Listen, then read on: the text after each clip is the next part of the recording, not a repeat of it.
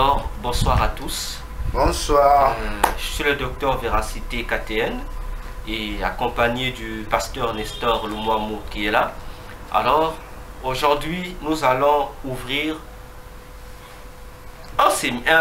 une conférence qui portera sur le thème la destinée prophétique de la République du Congo. La destinée prophétique de la République du Congo. Donc, c'est aujourd'hui que nous inaugurons cette conférence qui va prendre plusieurs séquences ou séances et Dieu voulant, nous allons également lancer une deuxième conférence sur la Bible et l'intelligence artificielle. Et d'autres conférences vont s'en suivre. Nous avons eu à faire des études, mais cette fois-ci, nous passons à l'étape des conférences pour pouvoir rentrer en profondeur de ce qui ne pourra pas peut-être être dit dans une étude. Parce que dans la conférence là-bas, c'est une étude plus approfondie. Alors, pasteur Nestor, à vous de recommander encore la conférence de ce soir entre les mains du Seigneur. Bonsoir, bonjour, je ne sais pas à quel moment vous nous recevez. Et que le Seigneur Dieu Tout-Puissant soit avec nous, afin qu'il unisse nos pensées, qu'il unisse aussi notre volonté de vouloir connaître Dieu et connaître sa pensée. C'est pourquoi maintenant, ce soir, nous recommandons ce moment entre les mains du Seigneur sous la direction du Saint-Esprit. Alléluia.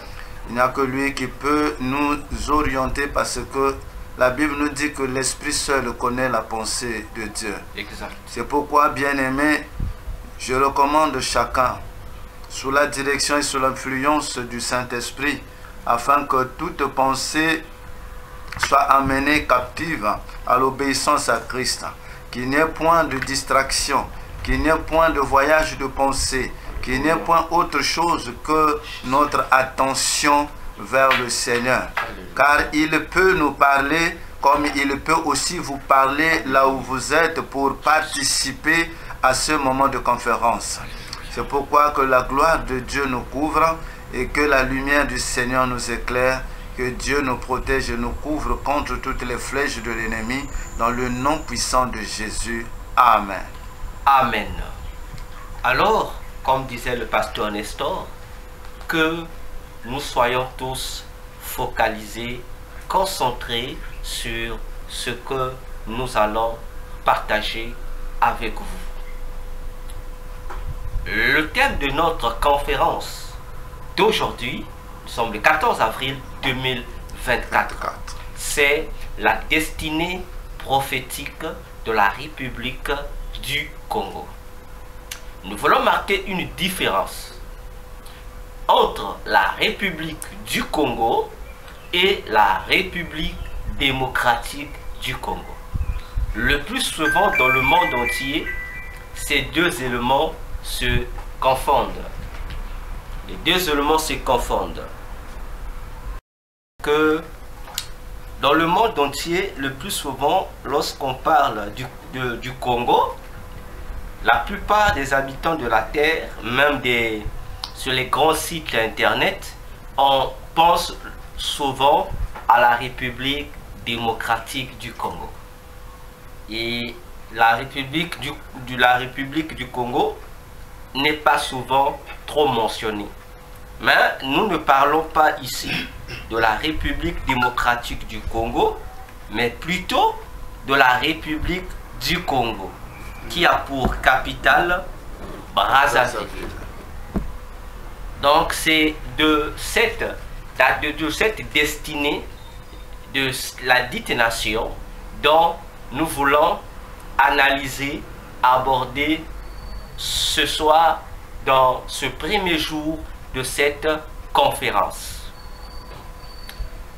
Alors, qu'est-ce qu'est-ce qui nous a poussé de parler sur la destinée prophétique de la République du Congo? C'est simplement par un constat, une analyse que personnellement j'ai faite dans les églises, dans les moments de prédication, dans les séminaires, dans les conférences. Les serviteurs de Dieu congolais de Brazzaville ont souvent l'habitude de dire que le Congo est un pays de Dieu, que le Congo est un pays de la promesse, que le Congo est un pays prophétique. Voyez-vous? Et ces déclarations, quoique semblant être simples, mais ces déclarations sont sérieuses. Parce que si ces hommes de Dieu congolais déclarent ainsi, cela veut dire qu'ils ont reçu des ainsi dit l'Éternel concernant notre nation. Alors, ce qui est curieux et malheureux, je le dirais ainsi, c'est que ces hommes de Dieu-là qui déclarent ainsi, ils se limitent aux déclarations. Au lieu de nous expliquer en quoi, comment, pourquoi le Congo-Brazzaville est-il un pays de Dieu, ou un pays béni de Dieu, ou encore un pays prophétique, ou bien un pays de la promesse. Il se limite au simple mot. Mettons ainsi les Congolais que nous sommes dans des confusions totales. Et je pense qu'il y a 2 mois de cela, j'ai fait une sorte d'émission dans laquelle j'ai posé la question aux prophètes du Congo. Je me suis intéressé aux prophètes car le plus souvent, ces sortes de déclarations mentionnées sont faites par eux qui se prévalent en même temps être des yeux de Dieu, les bouches autorisées de Dieu. Voilà. J'ai posé la question à ces hommes de nous dire effectivement en quoi notre nation, la République du Congo, est-elle un pays prophétique? Ou, j'ai posé la question, si le Congo-Brazzaville était un pays prophétique, cela veut dire que ce Congo-là a une destinée prophétique aux yeux de Dieu. J'ai invité les prophètes à venir nous expliquer cela. Depuis déjà 2 mois, il n'y a aucune suite favorable. Alors, face à ce gros silence, il est important que nous puissions nous asseoir pour examiner cette affaire. Voilà pourquoi nous avons tenu à réaliser cette conférence sur la destinée prophétique de la République du Congo. Amen. Pasteur Nestor, le plus malheureux encore au Congo-Brazzaville, je parle du Congo-Brazzaville, on prophétise surtout, on prêche surtout, on enseigne surtout, en utilisant l'évangile de Jésus-Christ, bien sûr, comme l'outil de l'enseignement ou l'outil évangélique pour apporter le salut. Alors, lorsque j'ai examiné, j'ai encore constaté que ce salut-là est sélectif. C'est-à-dire, le message du salut annoncé au Congo-Brazzaville choisit des secteurs, choisit des domaines. On prêche sur le plan individuel aux gens en ce qui concerne le salut. On prêche sur le salut familial. Mais ce qui m'étonne, c'est que on ne se limite que là. Sans toucher... Le côté qui gère l'individualisme et la famille. Parce que la famille prend une base quelque part. Oui. Si je me réfère, bibliquement parlons avec le texte de la Genèse, avant que Adam et Ève ne soient créés, Dieu a d'abord mis en place ou créé un milieu de vie que nous avons, que la Bible appelle le jardin d'Éden, qui est en même temps le pays, le premier pays où Dieu va loger des êtres humains. Le premier territoire qui deviendra un lieu habitable pour les hommes que nous sommes, pour les humains. Mais si Dieu, avant de parler d'individus, avant de parler de collectivité, avant de parler d'hommes, a d'abord disposé le lieu qui doit abriter ces hommes-là, ça veut dire, le premier message de l'évangile ne doit pas d'abord concerner un individu ou une famille ou une collectivité, mais plutôt d'abord le milieu de vie, le territoire. Et lorsque nous parlons du territoire, nous parlons d'un cadre bien précis dans la vie des hommes, qu'on appelle la nation. Ainsi, le Seigneur Jésus dans Matthieu 28, le verset 19 et au verset 20, a dit, et il était précis, il n'a pas dit allez faire des hommes mes disciples. Non. Il dit allez faire des nations mes disciples. Comme pour nous faire comprendre que pour Jésus, le salut doit d'abord commencer à la base des hommes. Or, la base des hommes, c'est le territoire qu'ils habitent. La nation dans laquelle ils sont considérés comme citoyens. Ah bon? Et ce domaine de la nation a un nom dans le domaine des activités humaines. Parce que si nous avons le domaine familial, si nous avons le domaine social, si nous avons le domaine économique, si nous avons le domaine, tous ces domaines-là sont gérés par la nation. Et la nation gère ces domaines-là à partir d'un organe ou d'un secteur qu'on appelle la politique. Voilà où commence le problème avec les hommes de Dieu du Congo-Brazzaville, avec les hommes de Dieu de Pointe-Noire, avec les hommes de Dieu de Brazzaville, avec les hommes de Dieu de Dolisie, avec les hommes de Dieu du Poula, avec les hommes de Dieu de Djombala, avec les hommes de Dieu de tous les 12 départements du Congo-Brazzaville.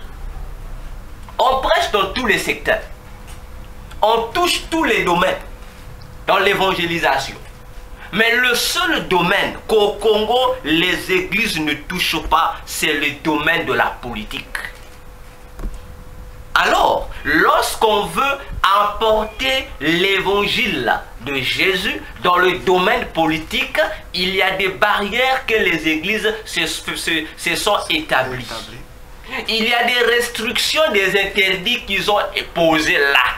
Pour dire, il paraît, je dis il paraît parce que c'est pas vrai. Il paraît que d'après la plupart de ces hommes et femmes de Dieu du Congo-Brazzaville, que la parole de Dieu, l'évangile de Jésus ne concerne pas la politique.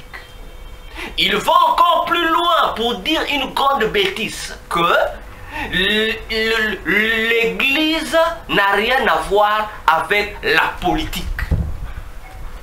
Voyez-vous? Et c'est cela un danger populaire dans une nation. Car à ce moment-là, l'Église perd sa saveur. Si l'Église devient sélective dans les domaines où il faut annoncer l'Évangile, c'est un danger. C'est un danger. Ce qui montre que l'Église n'a plus sa place dans une nation. Ce qui montre que l'Église ne sait plus quelle est sa fonction dans une nation. Quelle est sa place dans un pays. C'est pourquoi au Congo-Brazzaville, ici, l'État est au-dessus de l'Église. Au Congo-Brazzaville, ici, les politiciens marchent sur les hommes de Dieu. Au Congo-Brazzaville, ici, l'Église est prise pour un chiffon, pour un machin que quiconque, auto-préfet, député, je ne sais pas quel politicien, oui exact, manipule. Et c'est regrettable. Alors, mais si l'Église ne peut pas s'occuper de la politique, mais la question que je me pose, tous les jours presque, chaque année presque, à longueur de journée, les mêmes hommes de Dieu qui prétendent que le chrétien ne peut pas s'investir dans les affaires politiques, que l'Église ne peut pas porter ses regards sur le domaine politique, sont encore là qui courent derrière les politiciens. Ils sont encore là à faire l'éloge, le culte présidentiel. Et d'ailleurs, pasteur, ce n'est pas caché. La plupart des pasteurs, des hommes de Dieu, des évangélistes, des apôtres, des docteurs, des prophètes, des anciens, et même des évêques, et même des archi-évêques. Sinon, toutes les plateformes. Exact.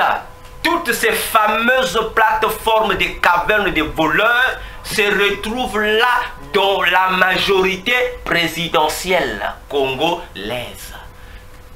Et je me demande, or, au Congo-Brazzaville, ici, lorsqu'on aborde la question de la majorité présidentielle, il s'agit de l'ensemble des partis politiques et des partis apolitiques, ainsi que des organismes, des ONG, qui se déclarent publiquement être nés, avoir pour fonction, pour motif, simplement soutenir le président de la République.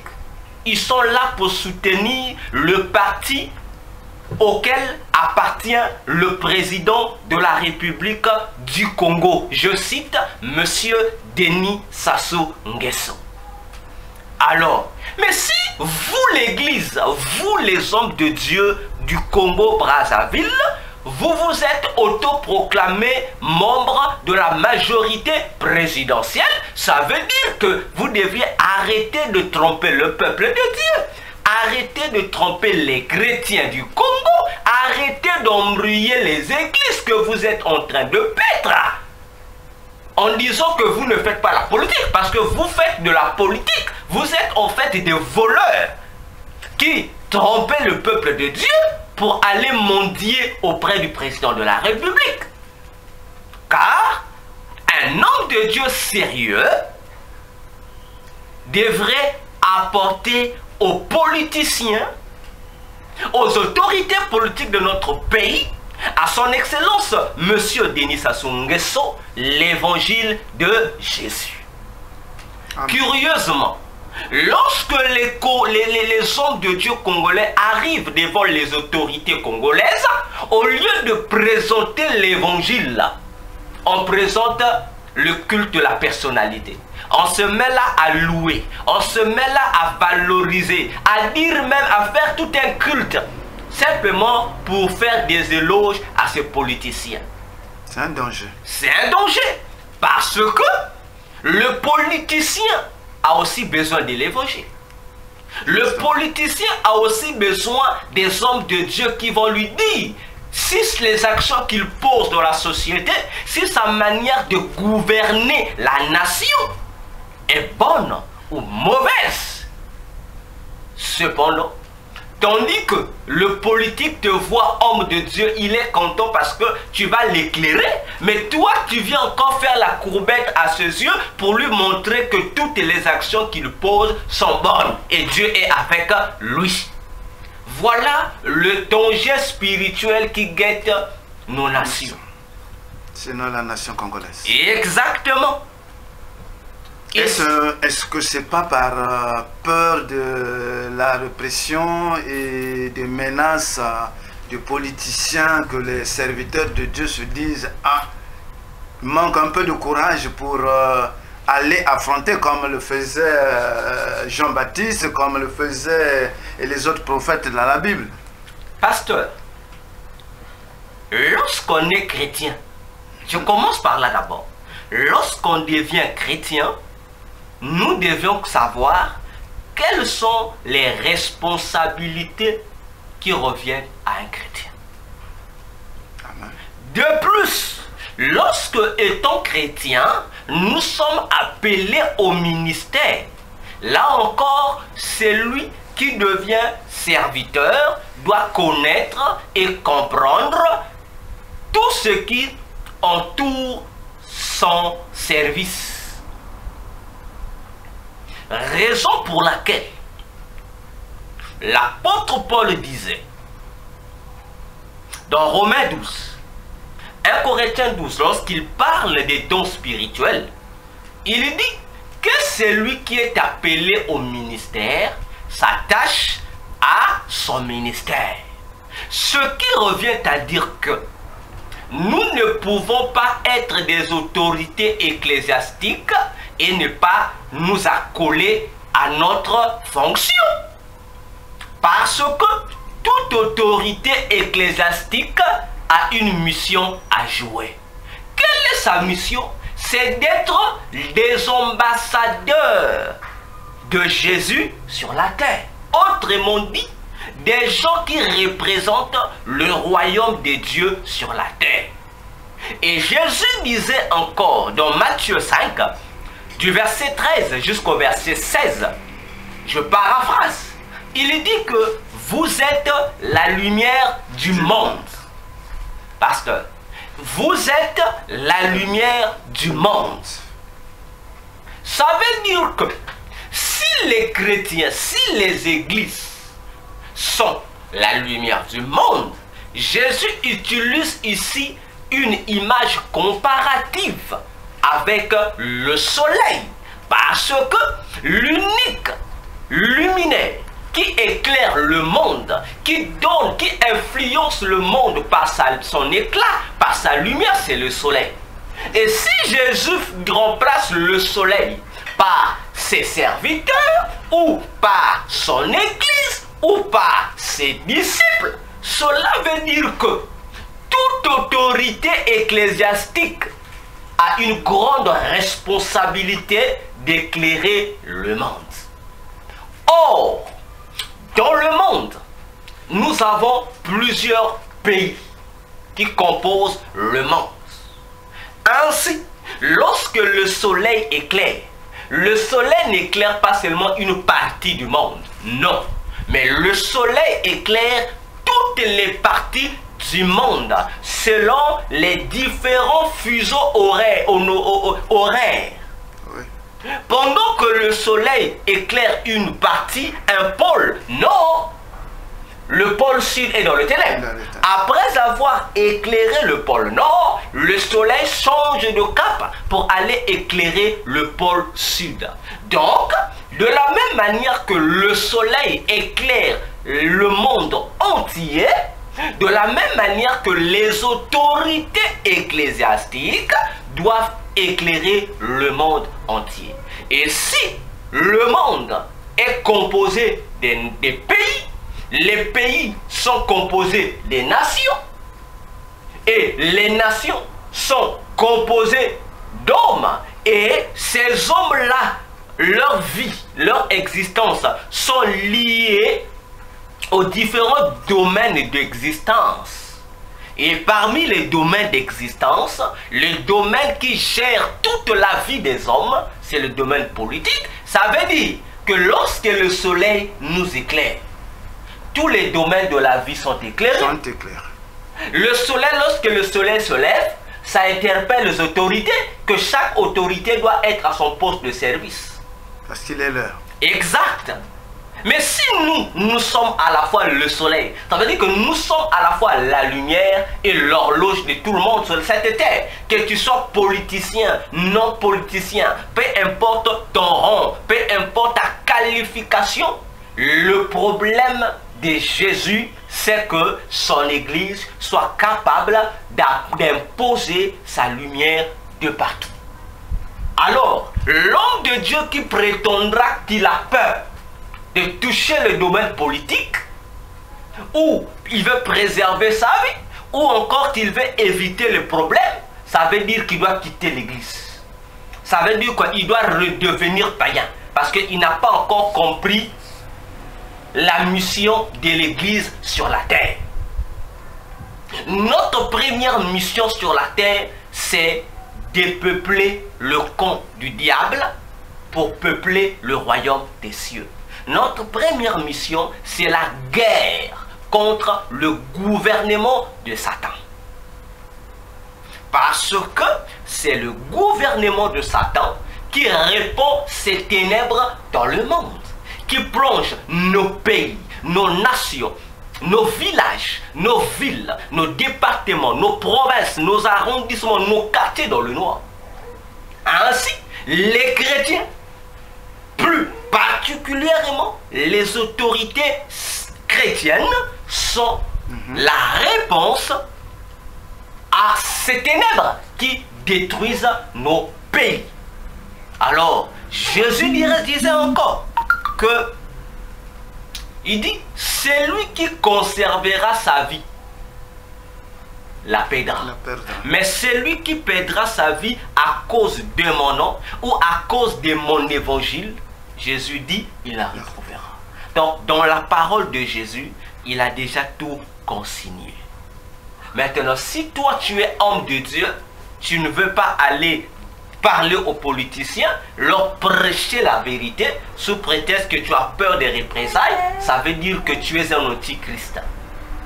Ça veut dire que tu es un sorcier, comme j'ai l'habitude de dire. Ça veut dire que tu es un bandit spirituel infiltré dans l'église de Jésus. Tu es un bandit, tu es un corrompu, tu es un Judas Iscariote. Et on doit t'expulser de l'église. Et c'est à cause de cette attitude satanique que la plupart des politiciens de nos pays ne font que s'enfoncer dans l'incrédulité, s'enfoncer dans des loges maçonniques, s'enfoncer dans des pratiques occultes les plus terribles pour nuire encore à la nation. Parce qu'il manque de guide et manque de clergé. Exactement. Exactement. Et s'ils ont fait leur choix? Lesquels? Les politiciens ont fait le choix de vouloir appartenir à ces choses-là et ne pas recevoir l'évangile. Pasteur, tout païen a fait un choix d'être païen. Tout païen a fait le choix d'être païen. Quel est le païen ici qui va dire qu'il n'écoute pas l'évangile? En route, ça passe. Dans les ruelles où foisonnent les églises, on prêche. Dans les radios, dans les bus, dans les moyens de transport, en commun comme en privé, on prêche. À la télé, on prêche. Les gens écoutent, le païen écoute. Mais pourquoi ils ne veulent pas donner leur vie? C'est un choix. C'est un choix. Donc, le politicien est un païen. Il n'est pas différent du soulard qui écoute l'évangile, ne peut pas se repentir. Voyons-nous. Donc, le problème, peu importe leur choix, on nous demande d'aller vers eux, d'insister à prêcher. Comme Paul le disait à Timothée, en toute occasion, favorable ou non, prêche l'évangile. À l'époque de Jésus, si Jésus aussi avait pris la même position que ces pasteurs-là, mais sinon les gens n'allaient pas être convertis. Ils n'allaient pas avoir les 12 disciples. Ils n'allaient pas les avoir. Parce que ce n'est pas le même jour que les disciples se sont convertis. Jésus a insisté. Malgré la petitesse, il a insisté. Même les apôtres, ils ont prêché. Ce ne sont pas toutes les foules qui ont accepté Jésus à leur époque. Il y a des ceux qui étaient d'abord incrédules et qui plus tard se sont convertis. Les Nicodèmes étaient encore des incrédules. Des Joseph d'Arimathée, des pharisiens notoires, mais qui ne croyaient pas encore. Mais plus tard, après Jésus, c'est Nicodème, comment j'ai cité même ça, c'est Joseph d'Arimathée qui était des pharisiens, ont fini par intégrer l'église de Jésus à être sous les pieds des apôtres. Voyez-vous? Donc, le problème de l'évangile, ce n'est pas parce que quelqu'un est incrédule qu'on va échapper pour dire qu'il a fait son choix. Non. Le problème, c'est de persévérer à prêcher. Le problème, ce n'est pas à toi de le forcer à se convertir. Mais notre devoir, en tant qu'autorité chrétienne, en tant qu'homme de Dieu, c'est simplement insister à prêcher l'évangile qui sauve à toute la créature. Le politicien fait partie de la créature. Parce qu'il faut justement faire reconnaître leurs erreurs par rapport à la volonté de Dieu. Exactement. D'ailleurs, dans nos églises, est-ce que tous les frères ou toutes les sœurs avec qui nous communions sont des convertis? Est-ce que c'est parce qu'on se dit, bon, comme cela ne veut pas quoi, on va plus prêcher la repentance? On continue à prêcher la repentance. L'objectif, c'est de préparer les humains à l'enlèvement de l'église. Noé n'a pas prêché un seul jour, lui qu'on a appelé le prédicateur de la justice. Non! Il a prêché pendant toute la durée qu'il construisait. Donc il vient, il construit, comment on le fait? Il fait avancer l'œuvre de Dieu et un temps, il laisse d'abord pour aller gagner des âmes. Même s'il y a des incrédules. Mais Noé ne s'est pas lassé. Jusqu'arriver au délai fixé, c'est la Bible dit que c'est Dieu qui dit à Noé, toi et les siens rentrez dans l'arche. Et la Bible dit que dès que Noé entra dans l'arche, c'est Dieu lui-même qui ferma la porte de l'arche. Voyez-vous? Donc ce n'est pas un homme de Dieu de dire que non, ce politicien-là est franc-maçon, il n'a pas besoin de l'évangile. Qui dit ça? Acte 19 dit, il y a eu ceux qui ont pratiqué des arts occultes. Ils se sont convertis parce qu'ils ont écouté l'évangile. Les politiciens de nos pays, les politiciens congolais en particulier, ont besoin de l'évangile, d'être sauvés. Il y a des politiciens qui sont dans des choses mystiques bizarres, qui veulent laisser, mais ils ont peur par rapport au pacte qu'ils ont eu, au serment qu'ils ont eu à faire avec leurs féticheurs ou avec leurs parents maçonniques ou avec les démons qu'ils ont rencontrés. Les pactes peut-être disaient, d'ailleurs nous le savons, que dans la franc-maçonnerie, lorsque tu es, on te dit que moins de trahison, tu es mort. Et nous savons que dans ces pratiques occultes, parmi les intimidations, c'est quoi? C'est la folie. C'est la folie ou c'est la mort. Ce sont que des intimidations. Mais eux, ils ont peur. Alors, ils ont besoin que les hommes de Dieu se rapprochent d'eux pour leur prêcher l'évangile. Pour leur montrer que, au-delà de la puissance mystique qui domine sur eux, il y a une autre puissance qui est Jésus, qui est capable de les libérer et ils ne mourront point. Alors, toi, homme de Dieu, tu dis non, il a déjà fait son choix. Non, en fait, on comprend que l'homme de Dieu là était corrompu. L'homme de Dieu là, c'est un chrétien qu'il faut déjà chasser de l'église. Parce que il ne fait pas, comme dit la Bible, c'est un serviteur qui éloigne son épée du carnage. Pendant qu'à la bataille, lui, il se range, il dit non, moi je ne veux pas tuer mon épée, je ne veux pas mourir. Ça veut dire, comme Jésus disait dans la parabole des talents, tu as pris le talent de trouille, tu es talent enterré. Tu es un mauvais serviteur. Il faut prêcher aux politiciens. Comme j'ai toujours dit aux gens, le chrétien peut faire de la politique, ce n'est pas un péché, c'est autorisé dans la Bible. Donc, l'Église doit s'investir, doit s'intéresser surtout en ce dernier temps qui nous reste. L'Église de Jésus doit s'intéresser aux affaires politiques. Parce que les gens oublient une chose, pasteur. Regardez. Les gens ont oublié que ce n'est pas le pouvoir religieux qui détruit le monde. Ça, c'est la chose que les gens ont oublié.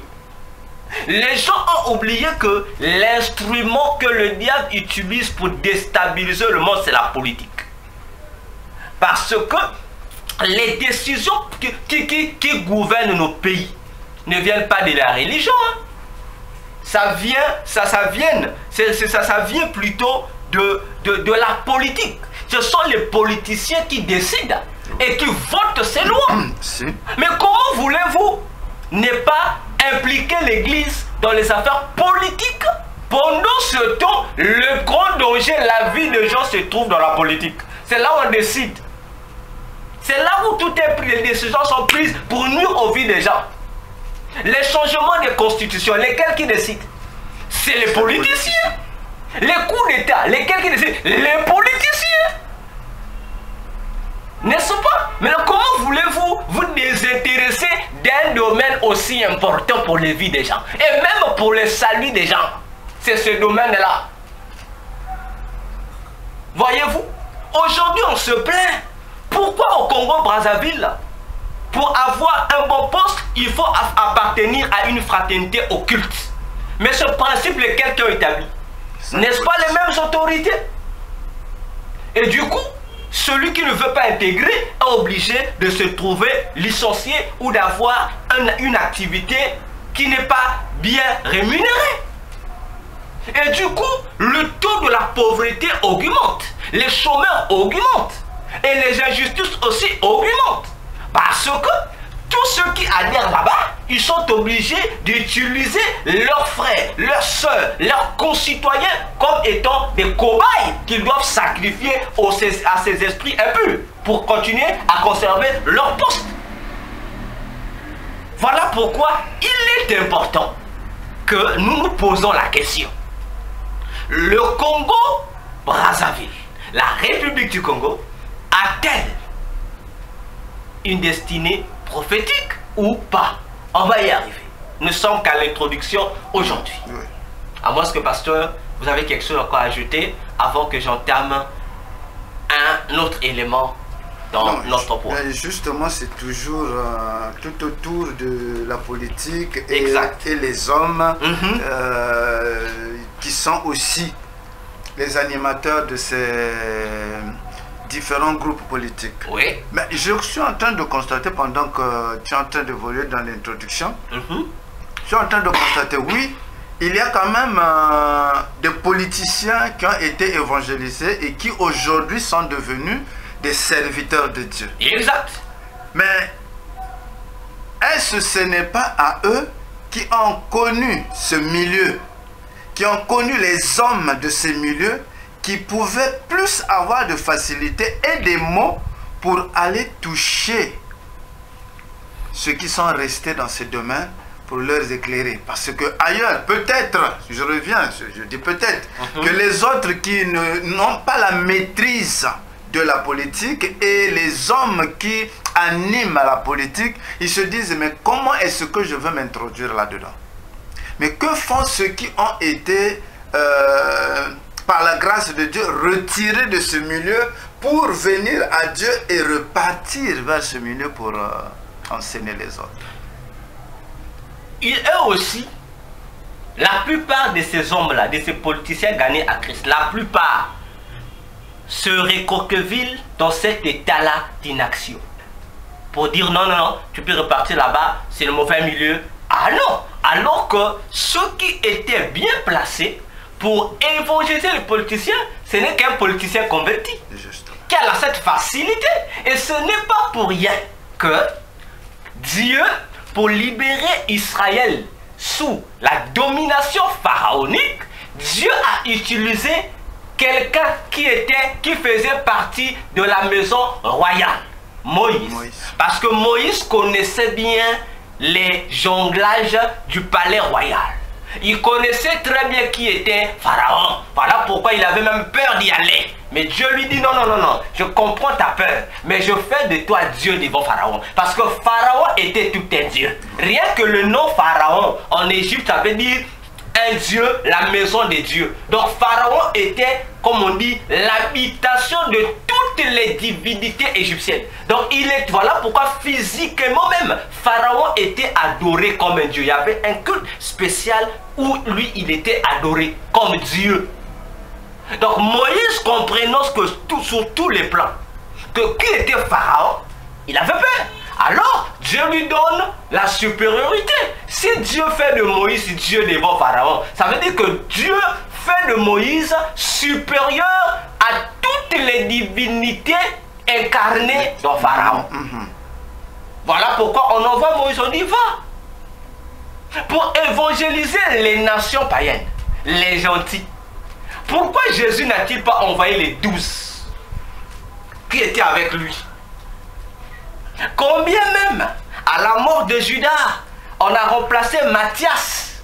Mais Jésus n'a jamais parlé. Il a parlé pour le choix entre les deux individus qui étaient présentés pour remplacer le ministère apostolique de Judas Iscariote. Jésus a parlé, il a fait un choix.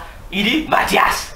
Mais lorsqu'il était question d'aller gagner les non-juifs, Jésus n'a pas utilisé les 12 comme tel au préalable. Il s'est d'abord servi de quelqu'un qui devrait avoir les compétences requises. Il va utiliser Paul, le persécuteur de l'église. Et si vous regardez bien, pasteur, l'histoire de Paul, dans Acte 8, à partir de Acte 8, l'apôtre Paul lui-même, il le dit dans Philippiens, qui il était. En matière de la loi du judaïsme, Paul dit, c'est-à-dire que je vivais le judaïsme, je respirais le judaïsme, je mangeais le judaïsme, c'était mon dada. Il va encore au-delà, il dit, j'étais pharisien. Et lui-même appellera plus tard, lorsqu'il va se retrouver devant les gouverneurs romains, il dira que le pharisaïsme c'est une secte. Autrement dit, c'est une secte où on pratique la cabale juive, le mysticisme. Bon, aujourd'hui on va dire une loge. Donc Paul dit qu'en matière du judaïsme, c'est un calais. En matière de secte, il faisait aussi partie de ces sectes mystiques-là. Donc Paul aussi était un sorcier. Au-delà de ça, Paul dit qu'il était encore un intellectuel. Et au-delà de là, il dit encore qu'il était connu. Et il était respecté par les autorités religieuses d'une part et par les autorités politiques d'autre part. Donc, Paul était un instrument utile pour aller gagner ces mêmes individus-là. Voilà pourquoi lorsque Jésus... Parce qu'il avait aussi la nationalité romaine. Mais tout ça, ça fait partie de ses compétences. Il est hébreu et il est aussi romain. Or, Pierre n'était qu'hébreu. Je me demande si Pierre avait des papiers. Mais Paul en avait. Donc, entre Paul et les autres, c'est lui qui avait plus de compétences et d'avantages, tant sur le plan physique, sur le plan cognitif, sur le plan spirituel, c'était Paul. Voilà pourquoi Jésus va dire à Ananias que Paul, il sera un instrument par lequel je vais gagner plusieurs âmes. Voilà pourquoi lorsque vous comparez les bagages intellectuels de Paul et des autres apôtres, il n'y a pas comparaison. Il n'y a pas comparaison. Et Jésus a même dit à Ananias, Paul va aller rencontrer des rois. Et Paul n'a cessé tout le long des actes des apôtres de répéter cela. Et il a rencontré des gouverneurs Festus, il en a parlé. Il dit, moi je veux que vous convertissiez. Il n'a pas eu peur. Paul est parti partout. Et aujourd'hui, la plupart des églises qui existent dans le monde sont le fruit de l'apôtre Paul. Il a affronté tous les terrains. Il est allé en Grèce. Il a affronté dans Acte 17, il a affronté des philosophes. Il a affronté les épicuriens et les stoïciens. Si on prend nos pasteurs là aujourd'hui, on les amène en Grèce, là-bas, affronter le philosophe. Il va tenir devant le philosophe. Parce que pour tenir devant le philosophe, tu ne dois pas être un homme intelligent. Tu ne veux pas parler là-bas du blabla. Parce que lui, il voudrait, comme Paul l'a dit lui-même, le grec, lui, veut la démonstration de l'intelligence. Bon, toi, tu vas arriver là-bas déjà avec une intelligence. Tu vas venir lui dire, non, tu es incrédule. Jésus a dit, non, il va te dire, il faut me le démontrer. L'évangile, là, comme on dit, il faut prêcher l'intelligence de l'évangile. Là, ça ne sera plus comme à l'église. Amen, dites amen, non. Là-bas, tu parles, ils attendent la démonstration de la connaissance. Que tu démontres ce que tu es en train de dire. Voyez-vous? Et c'est ça le problème que l'église du Congo-Brazzaville a. Il y a plusieurs hommes de Dieu. Il y a même des plateformes, comme on a dit au départ. Mais qu'est-ce que ces plateformes font-elles pour l'évangélisation du Congo? Il n'y a même pas eu de campagne. Mais quelle campagne ils veulent? Mais les campagnes qu'ils font, c'est pourquoi? Les liens de famille, délivrance des liens de famille, délivrance de la sorcellerie. Et lorsque tu assistes à ces campagnes-là qu'ils organisent, au lieu de nous parler de la délivrance de la sorcellerie, on nous parle de conneries. Qui t'a vendu? Qui était le démarcheur? C'est-à-dire ce sont des messages qui n'ont ni tête ni queue. Et les esprits qui se manifestent là-bas, au lieu que ce soit les esprits de sorcellerie, ce sont les esprits de sirènes des eaux qui se manifestent. Il y a un souci. Et ça devient, comment je dirais ça, un théâtre entre les esprits des eaux du Congo et les hommes de Dieu du Congo. Et la sorcellerie, donc vous rentrez et dites c'est sorcellerie, sorcellerie, sorcellerie. Donc parce que la sorcellerie est un jeu. Pour dire qu'ils ont peur de la sorcellerie en fait. Parce qu'on ne peut pas se permettre chaque fois que vous faites comprendre qui t'a lié, qui t'a fait ceci, frère. Mais est-ce qu'on n'a que ça à faire? Le vrai message, c'est de dire aux politiciens qui détruisent le Congo de se repentir, vous ne dites pas. Dire aux autorités politiques de notre pays, abandonner le péché, vous ne dites pas. Mais vous allez voir un individu de Trouy qui est sous l'arbre, non frère, c'est là où vous cognez, c'est là où vous martelez, laissez les péchés. Non, non, il y a un souci. Imaginez-vous si le préfet de la République s'est converti. Et en se convertissant, il abandonne ses péchés. Pasteur, vous savez combien d'individus vont venir à Christ? Imaginez-vous que le premier ministre dise que j'étais franc-maçon, j'ai arrêté, maintenant je veux suivre Jésus. Vous savez combien les hommes sont gagnés? Parce qu'une autorité politique a du poids. Voyez-vous, des cadres des nations ont de la valeur sur le plan spirituel. Ils entraînent des foules. Mais exact, ce n'est pas pour rien que Satan les cherche. Ce n'est pas pour rien que Satan est chaque fois à la recherche des gens qui ont la capacité de rassembler des masses. C'est ça la cause. Et du coup, lorsque l'église du Congo ne fera pas son affaire, on va que tournons. Les hommes de Dieu, au lieu de devenir des instruments du salut, ils deviennent des instruments anti-salut de Jésus dans la nation. C'est ça le grand danger. C'est vraiment un danger. Alors, parlons de la problématique que vous venez d'évoquer tout à l'heure. Pourquoi les hommes de Dieu du Congo, Brazzaville, font semblant de ne pas s'intéresser de la politique, alors qu'en coulisses comme Nicodème, dans la journée, Nicodème fait semblant d'ignorer Jésus, mais la nuit, c'est Nicodème qui va voir Jésus. C'est un problème. C'est simplement parce que ces hommes-là n'ont pas compris c'est quoi le patriotisme. Car nous sommes chrétiens, c'est vrai. Notre cité, c'est au ciel, c'est vrai. Mais attention, attention. Nous avons été régénérés, c'est vrai. Mais j'ai été régénéré, je suis resté congolais. Le pasteur Nestor a été régénéré, il est resté congolais. Il a même dit prier pour les nations. Exact. On reste, tu restes, même si tu te... Aucune personne au monde ne s'est convertie à changer de nationalité. Non. Les juifs, les 12 se sont convertis, sont restés juifs. Quoi que ton chrétien, tu restes juif. Pour dire que la conversion en Christ ne t'empêche pas d'être patriote.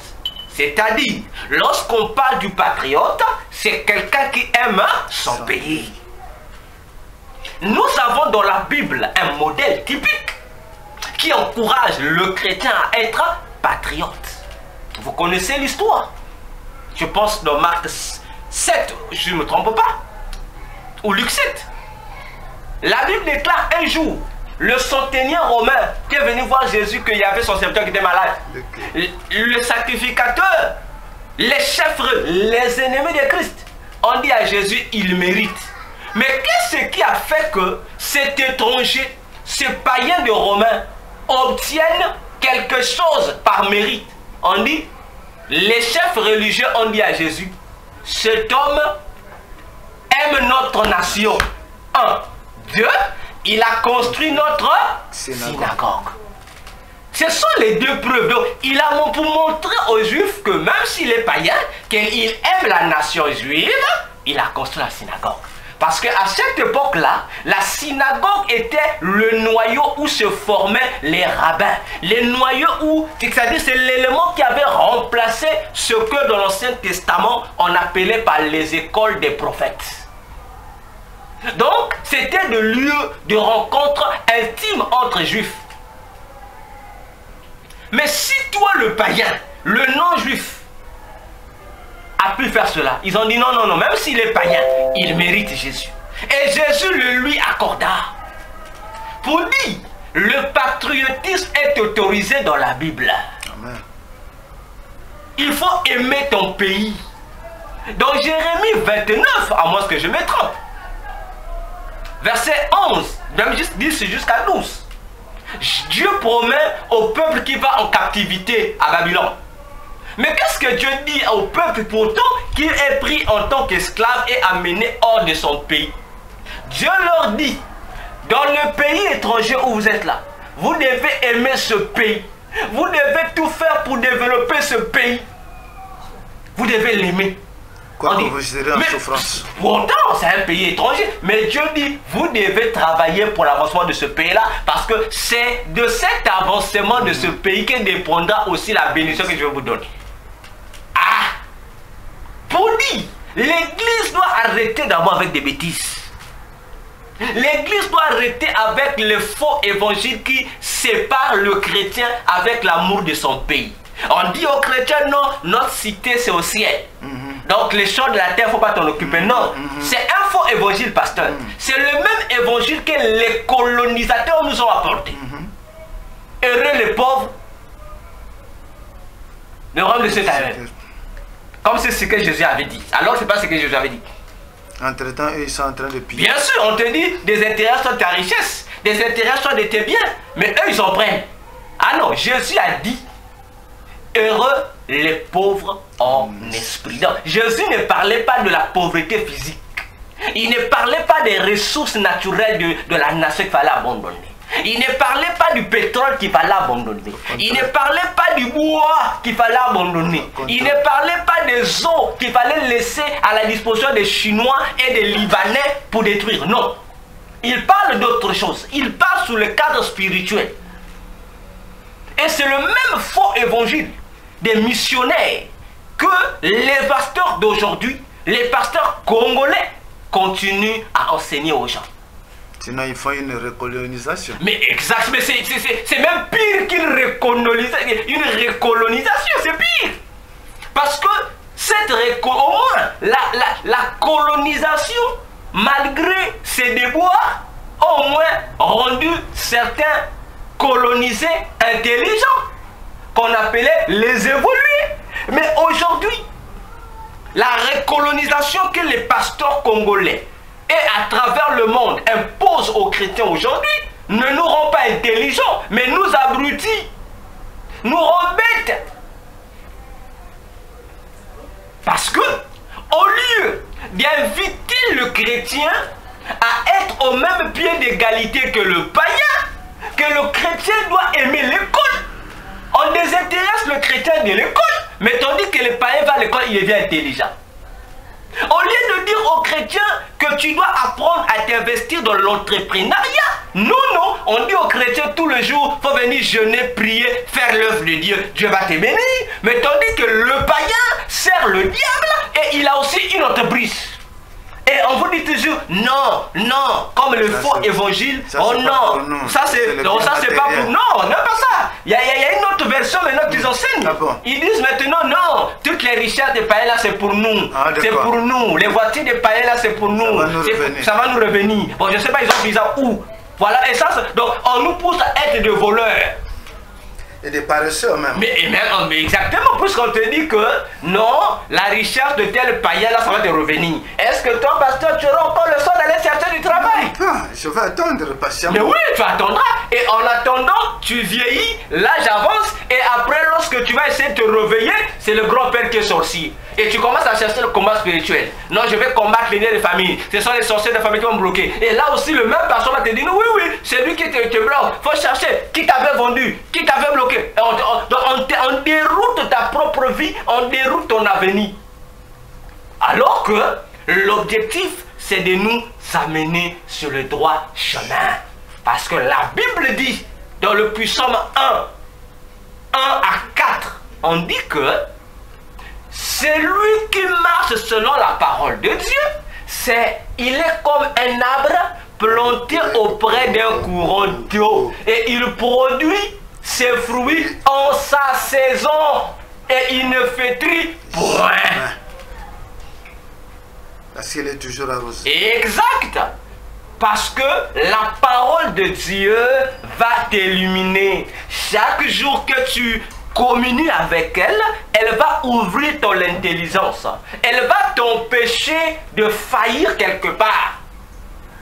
Et même là aussi, combien de conférences ne continuons-nous pas à écouter au Congo ici et à travers le monde? Les séminaires, c'est à 16 ans. Tous les jours, c'est notre saison. C'est faux. La Bible n'a jamais dit ça. La Bible dit Dieu nous bénit en notre saison. Voyez comment les hommes de Dieu déforment même les principes de bénédiction des chrétiens. Et sous les yeux des chrétiens.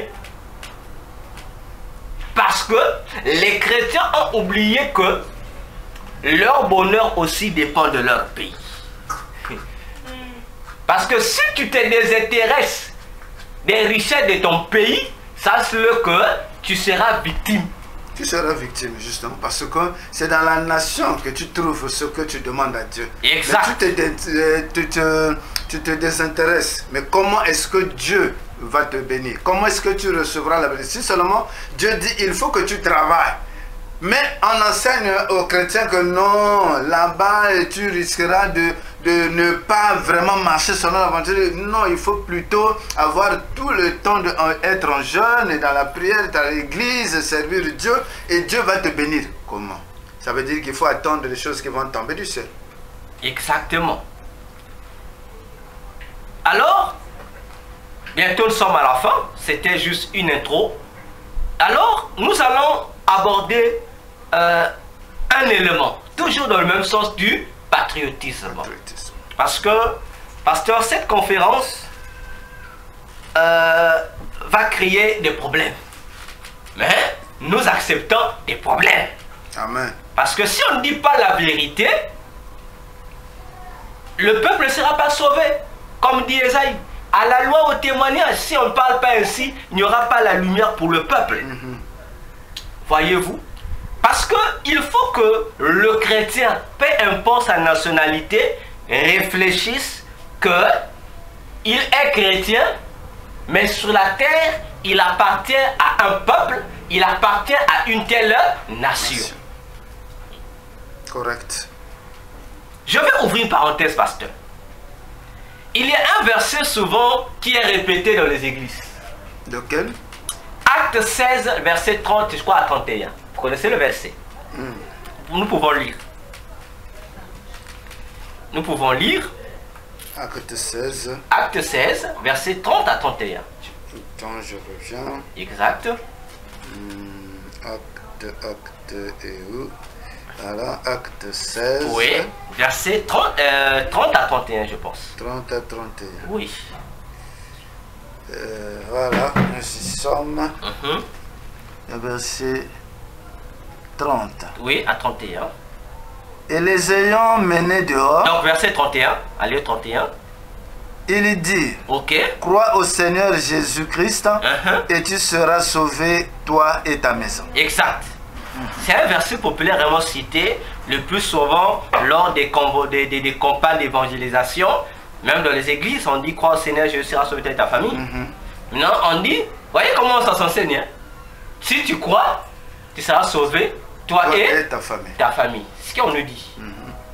Et ça semble comme si, hein, si je crois en Jésus, moi et ma famille, quoi. Alors c'est faux. C'est pas ce que dit le verset. En français, c'est ce que ça nous donne. Mais lorsqu'on lit les mots en grec, ça ne donne pas les mêmes mots. Le mot mis pour famille ici, c'est pas la famille en tant que famille biologique ou en tant que famille de foyer ou famille comme telle. Non. Toi et ta maison. Le mot, voilà, toi et ta maison. Le mot maison là, ce n'est pas la famille biologique, non. Le mot maison, toi et ta maison. Le mot qui est là en grec maison, ça veut dire les gens qui sont ici en grec, c'est-à-dire les gens que toi tu surveilles ici. Non, je comprends pas. Toi et ta maison, le mot maison là, ce n'est pas maison, ni maison en tant que ta maison, la maison du centenier, non, ni en tant que famille du centenier, famille biologique ou son foyer, non. Le mot là évoque les gens qui sont à sa disposition en ce lieu-là. Vous comprenez? C'est-à-dire, les gens qu'il est en train de gérer maintenant là. Qui est en train de gérer. Oui. Mais qui sont les gens, là, le mot maison là, c'est les gens qu'il gère maintenant. Mais maintenant, là, lorsqu'on lit Acte 16, le centenaire n'était pas chez lui à la maison. Il était à son poste de service et c'était un gardien de prison. Donc, autrement dit, en grec, si on le traduit en français correctement, Paul et Silas disent à ce gardien de prison là, ces soldats là, que si tu crois au Seigneur Jésus-Christ, toi le chef de la prison et les prisonniers que tu gardes, vous serez sauvés. Parce que justement, tu vas leur parler de l'évangile. Exact. Donc ça ne concerne pas son foyer biologique, non. Ça concerne les gens que lui gère. Premièrement, là où il est. Pas premièrement, là Paul ne s'adressait pas à sa famille qui avait laissé à la maison, non. Paul s'adressait aux gens qui étaient là, les prisonniers que lui dirigeait, que lui gérait, sur qui il devait veiller. Mais oui, mais la suite de ce c'est après qu'ils vont maintenant se rendre chez lui. Il n'a pas amené Paul chez lui pour l'évangile. Il a amené Paul chez lui. Pourquoi? Parce que bon, un jour on va faire l'étude de ce texte. En passant, le problème c'était quoi dans le texte? Il y a eu corruption dans l'endroit où Paul était arrêté. C'était un endroit discuté par, d'une part, par les Grecs et d'une part, bon, par une ancienne colonie grecque et d'une part par l'armée romaine. C'est comme chez nous. Voyez-vous, c'est comme chez nous. On a le territoire du Kabina. Voyez-vous, qui est un territoire qui appartient au Congo-Brazzaville, mais par magie, ce territoire appartient aux Angolais. Vraiment par magie. Par magie. Parce qu'on ne sait pas par quel droit notre président malien Wabi avait-il donné ce territoire-là aux Angolais. On ne sait pas comment. Voyez-vous? Alors, puisque à l'époque, c'est Rome qui gérait, donc toutes les anciennes colonies grecques étaient sous l'influence de Rome. Maintenant, il y avait toujours des individus qui ne voulaient grec, qui refusaient de se soumettre à cette dictature de Rome. Mais quoi qu'ils sont toujours sous Rome. Voyez-vous? Alors, il y avait un territoire qui était dirigé, donc l'espace territorial était géré par eux. Donc, les lois voulaient quoi? Lorsqu'on arrêtait un citoyen qui était romain, que ce soit le camp grec, il n'avait pas le droit de le mettre en prison. Si c'est un citoyen romain, il fallait le prendre, le remettre entre les mains de l'autorité romaine. Et il n'avait pas le droit de l'enfermer ou de le taper, non.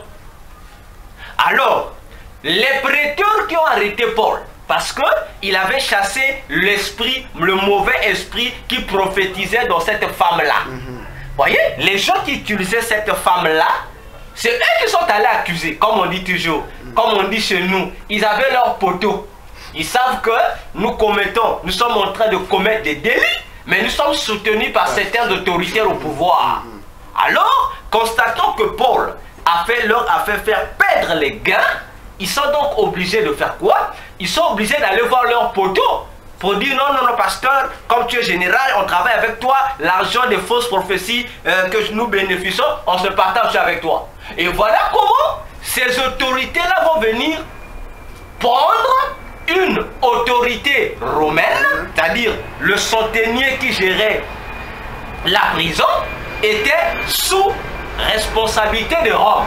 Donc ce gardien-là devrait faire ses comptes ou donner ses comptes à l'armée romaine. Parce que la prison qu'il gérait, c'était une prison qui appartenait à l'armée romaine. Ah, c'était pas pour les Grecs? Non. Alors, qu'est-ce qui va se passer? Lorsqu'on va arrêter Paul Silas, on va d'abord les tabasser. On va faire tout ce qu'ils vont faire, on va les jeter en prison là-bas. Sans d'abord prendre le soin d'interroger les gens qu'ils ont arrêtés. Maintenant, c'est plus tard. Lorsque Paul et Silas, ce jour-là, ils vont constater les dégâts, c'est là où Paul va leur dire. Paul va comprendre qu'entre les prêteurs là et le geôlier, il y avait quelque chose qui ne passait pas. Paul dit, nous sommes romains. Si vous lisez le texte, ça veut dire que lorsqu'ils ont compris qu'ils étaient romains, ils étaient perdus. C'est-à-dire, on a commis. Comme on a commis, qu'est-ce qu'il faut faire? Parce que si Paul, c'est là où Paul dit non, moi aussi je vais amener ce problème-là loin. C'est là où vous allez dire, ah, si Paul amène sa loi, ça va créer un problème entre la partie grecque et l'armée romaine. Et le fauteur, c'est le geôlier qui devait avoir le problème, parce que lui, il devrait donner des comptes à ses supérieurs. Alors que lorsqu'on a arrêté, au lieu de se soumettre à ses supérieurs, il s'est soumis aux individus qui n'étaient pas ses supérieurs. Voyez le problème? Alors, par cette peur, il se dit non, il faut trouver des voies et moyens de supplice, de faire que Paul ne puisse pas aller porter plainte. C'est là que les geôliers vont amener Paul chez lui pour laver ses plaies, leur laver leurs plaies et blessures là, pour leur donner à manger et autres là. Voilà comment ça s'est passé. C'est par cette peur là. C'est pas pour amener Paul l'évangile à la maison, non. C'est cette peur. Voilà pour l'histoire. Ok? J'ai pris cet exemple pour dire quoi? Pour épingler, comme nous sommes aujourd'hui qu'à l'ouverture de notre conférence sur la destinée prophétique de la République du Congo. Et nous parlons sur le point du chrétien face au patriotisme. Le chrétien face à l'amour de son pays. Alors, pasteur, remarquez une chose. Nous allons revenir dans les prochains jours, en profondeur. Et c'est sur ce point qu'on va terminer. Remarquez aujourd'hui, pasteur, qu'est-ce que le Rwanda vient-il faire dans la vie des Congolais de Brazzaville? C'est la question que nous devons nous poser. Attiré par les politiciens congolais. Bien sûr. Et nous nous posons la question, nous le peuple. On pose la question. Qu'est-ce que le Rwanda vient-il faire dans la vie congolaise? C'est la question que nous mettons, comme on dit en anglais, question mark. On n'est même pas frontalier. Exact. Il vient faire là quoi? Pasteur, vous savez que j'aime la parole de Dieu.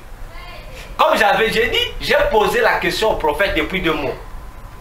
De nous parler sur ces choses, aucun prophète ne s'est prononcé. Là, j'ai commencé cette conférence-là, les gens vont se lever, venir m'insulter. D'accord, pas de souci, on accepte. On accepte. D'accord. Mais la Bible, comme j'ai toujours dit, la Bible a tout dit, mais la Bible n'a pas tout dit. Dans les dernières émissions sur le chrétien face à 2024, avec le texte de Matthieu 27, l'arrestation de Jésus Barabbas, j'ai démontré au monde entier que c'était également une prophétie qui devait s'accomplir et qui s'est accomplie entre l'Ukraine, Russie, pour l'intégration de l'Ukraine à l'Union européenne. Je l'ai démontré. Avec Jésus, Barabbas et Pilate. Ce qui se passe au Congo-Brazzaville, on peut retrouver ça dans la Bible. Amen. Le Rwanda est un pays. Oui. C'est Rwanda. Mais que veut dire le nom Rwanda? Ils ont un nom là, comment on appelle ça? Ça m'échappe, ça va venir. Dans leur langue, étymologiquement, Rwanda veut dire un pays étendu. Comprenez? Rwanda veut dire un pays, mais qui semble s'étendre. Donc si on essaie de reformuler, un petit pays, mais qui veut s'ouvrir. Bien, c'est bon, non? Un petit pays qui veut s'ouvrir pour devenir un grand pays. Aller hors de ses frontières. Exact. Parce que si tu es là pour t'étendre, ça veut dire que tu dois dépasser les limites de ton pays. Oui. Rappelez-vous que depuis l'année passée, j'ai dit 2024, 2025, 2026 aura un élément majeur que le diable va utiliser pour nuire aux nations, c'est la modification des frontières. Voilà. Autrement dit, il va modifier les limites géographiques des nations. Et j'ai insisté depuis l'année passée, vous allez retrouver le Rwanda au Congo, vous allez retrouver le Congo aussi. Mais physiquement, il n'y aura pas de modification. Les choses seront sur place. Mais le Congo se trouve en Chine, la Chine se trouve au Congo. Le Rwanda quitte le Rwanda, se retrouve au Congo. Les limites changent. Le Rwanda veut dire un pays qui s'étend. Ok, pasteur? Oui. Le Rwanda a été colonisé par les Allemands. En plus. Or, l'Allemagne est le foyer des Juifs. C'est-à-dire, l'Allemagne est un pays créé, formé par les Juifs, les descendants des Juifs. Ok? Donc, on va aller petit à petit. J'ai dit, on va revenir sur ce point-là. Et je l'avais même dit. Comment ça? En déportation ou bien? Il y a un point sur ça ici, on va arriver lorsqu'on va évoluer. Je répète, le Rwanda est colonisé par les Allemands. Or, les peuples autochtones de l'Allemagne, c'est-à-dire le peuple qui a formé le pays que nous appelons Allemagne, c'est un peuple juif, d'origine juive. Comme vous avez dit, ce sont des descendants des Juifs. Pasteur, suivez-moi bien. Et je pense aussi, ceux qui nous suivent dans le groupe me suivent très bien. Donc, l'Allemagne appartient, c'est un foyer juif. Et à quel moment l'Allemagne a-t-il commencé à coloniser le Rwanda? C'est après la conférence de Berlin en 1885, lorsque les colonisateurs se sont départagés l'Afrique. Donc on a donné la partie du Rwanda qui était liée au Burundi. Donc c'est les deux territoires là, Rwanda lié au Burundi, on a donné ça aux Allemands pour qu'ils la gèrent. Ok pasteur, ça va? Vous me suivez? Je suis en train de... D'accord. J'ouvre une parenthèse encore. Dans la parenthèse. Ok, on est là avec l'Allemagne. Dans la parenthèse. Partout où il y a juifs, il y a vrai juif. Bon, je rectifie. Partout où il y a le bon juif, le diable s'efforce toujours à imposer un mauvais juif. Pour que le mauvais juif puisse venir influencer sur le bon juif. L'Allemagne appartenant aux Juifs, mais c'est le pays qui a plus fait souffrir les Juifs. Mais qui a fait souffrir les Juifs? C'est un Allemand. C'est un Allemand. Les nazis étaient des Allemands, c'était des Juifs. Mais ceux qui ont persécuté, c'était qui? Des Juifs. Leurs parents. Voilà. Il y a un problème, hein? Parce que les Juifs allemands ont persécuté les Juifs de la pure race. Enfin, non, ils ont persécuté les Juifs qui ne sont pas allemands. On parle de la Shoah. Oui. Et à leur tête qui un individu qu'on appelle Adolf Hitler. Il était juif de sang pur. Vous imaginez le conflit, hein? Et rappelez-vous, depuis 2022, lorsqu'on a fait une étude, je crois, le démon de juillet, je vous ai dit, le conflit mondial dans le monde, c'est un conflit entre les fils de Dieu et les fils de Dieu. On l'a dit entre Jésus et Satan. Physiquement, entre les Juifs et les Juifs. Ok? Alors, je ferme ma parenthèse. L'Allemagne colonise le Rwanda. Plus tard, après la Première Guerre mondiale, nous sommes autour de... Après la Première Guerre mondiale, lorsque l'Allemagne perd, l'Allemagne est soumise au dictat, etc., etc., on va se partager les territoires qui appartenaient aux Allemands et leurs colonies. On va prendre les colonies allemandes, on va donner ça à la Belgique. Donc, la Belgique va prendre le Rwanda aussi comme colonie. Au même titre que la RDC. Exactement. Et vous comprenez pourquoi il y a un conflit depuis avant la colonisation entre le Rwanda et la RDC. La RDC est colonisée par qui? Par les Belges. Mais le Rwanda est colonisé par qui? Par les Belges. Et ce sont les Belges, ils ont colonisé le Rwanda pendant une demi-siècle jusqu'à l'indépendance. Donc, les chefs de la RDC, les Belges. Les chefs du Rwanda, les Belges. Bien, vous comprenez qui tire les ficelles? Les Belges. Pour la guerre de l'Est là. Les Belges. Mais posez-moi la question, pasteur. Les Belges qui ont colonisé les RDC et les Belges qui ont colonisé, les mêmes Belges qui ont colonisé le Rwanda, ce sont qui? Des Juifs. Des Juifs. Ce sont les mêmes. Vous imaginez un peu l'histoire? Comment lorsqu'on ouvre les yeux sur l'histoire, comment ça énerve les gens? Et comment ne pas aimer nos pays? Pendant que nous on voit la Belgique, on voit les Européens, mais ces Européens-là sont d'origine juive. Les mêmes, comme j'ai fait une émission, je pense toujours dans les partis du chrétien face à 2024, je l'ai démontré. J'ai dit comment vous allez nous expliquer que la RDC est colonisée par la Belgique, mais on retrouve les foyers des Juifs. On retrouve que c'est comme chez nous aujourd'hui au Congo-Brazzaville. On est colonisé par les Français. Et au Congo, on retrouve plus de Français. Mais en RDC, on retrouve plus les Juifs là-bas. On se pose la question, mais comment? On devait retrouver plus des Juifs, des Belges. Mais on retrouve plus des Juifs. Il y a un problème. Et lorsqu'on veut aborder ce point historiquement, les chefs coutumiers empêchent.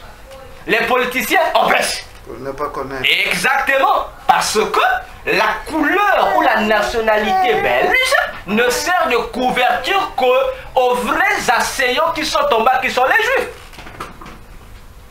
Comme vous en RDC, vous les avez sauvagement chassés. Alors, ne pensez pas qu'ils vont vous laisser libre. Non. Ils vont se servir de la partie qui contient plus de richesses de la RDC pour vous empêcher d'évoluer. Alors, pour réussir ça, ils doivent choisir un allié qui vous tiendra tête. Vous imaginez? Le seul allié qui faisait tête à Lumumba et à Kasavubu, c'est Moïse Tshombe. Mais Moïse Tshombe, il était qui? Un individu qui avait suivi un seul parti. Un individu seulement, qui avait un seul parti. Mais comment un seul individu qui a un seul parti peut-il combattre le parti au pouvoir et tous les autres partis politiques? Comment peut-il tenir tête à Lumumba? Même Lumumba était incapable de le terrasser. Même Kasavubu, qui est le premier président, était incapable de terrasser Moïse Tshombe. Parce qu'il était soutenu par les colonisateurs. Exactement. Et remarquez l'ironie du sort. Quel est l'individu qui est venu faire taire Moïse Tshombe? J'ouvre une parenthèse, on y reviendra. Nous parlons de la destinée prophétique du Congo-Brazzaville. Ah oui. L'individu qui est venu faire taire Moïse Tshombe, c'est qui? C'est le colonel Mobutu. Après avoir effectué un coup d'état sale, il limoge d'abord Lumumba. Après Lumumba, il limoge encore Kasavubu et il prend le pouvoir. Mais la parenthèse que je vais la fermer très rapidement. Le monde entier sait que Mobutu Sese-Seko était quinois. C'est fou. Mobutu Sese-Seko n'a jamais été quinois. C'est une manipulation historique. Mobutu Sese-Seko, sa maman était quinoise. Son papa était togolais. Mobutu n'est pas né en République démocratique du Congo ou dans le Congo belge. Mobutu est né au Congo-Brazzaville. Lors de la construction du chemin de fer, il est né chez nous ici. Donc Mobutu, c'est un Congolais de Brazzaville. Ouais. C'est lui qui est allé délivrer le pays frère. Un Congolais de Brazzaville qui est allé délivrer le pays frère. On y reviendra. Je fais ma parenthèse. C'est mieux de fermer d'abord. Je fais ma parenthèse. On y reviendra sur un point là-bas. D'accord. Bien. Donc, vous remarquerez que déjà, donc ça veut dire que lorsque vous voyez le Rwanda, si vous voyez le Rwanda, vous allez allez vous détruire. Mais derrière le Rwanda, il y a un individu. Le Rwanda n'est qu'un véhicule. À l'intérieur du Rwanda, il y a un chauffeur qui conduit. Et le chauffeur, c'est le juif. Il est là caché, c'est lui qui conduit. Bien. Il rentre déjà. Il est déjà là. Dans le territoire RDC d'abord. Oui. Et aujourd'hui, il rentre dans le territoire congolais. Exact. Mais alors que le territoire congolais est géré par les Français. Exact. Ils ne sont pas des Flamands. On va y arriver. Ne vous en faites pas. On va y arriver. Voilà pourquoi vous remarquerez que au Rwanda, il y a deux ethnies qui font la lutte. Il y a les Hutus et les Tutsis.